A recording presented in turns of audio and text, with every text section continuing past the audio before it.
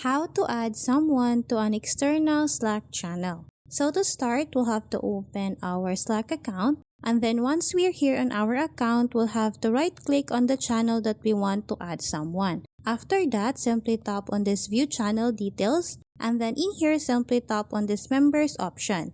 After that, you will now see this option, Add People. All we need to do is to tap on this one, and then in here, we can now type the account or the email of the account that you want to add to our external channel. Once you're done typing the email, simply tap on this Done option. After that, Slack will send an invitation to that account. Once they have accepted the invitation, they will now be able to view everything about with this external channel. So that's how easy we can add someone to an external Slack channel. Thanks for watching, and if you find this video helpful, please don't forget to subscribe, hit the like button, and then the notification bell so you won't miss any of our future videos. See you on the next one.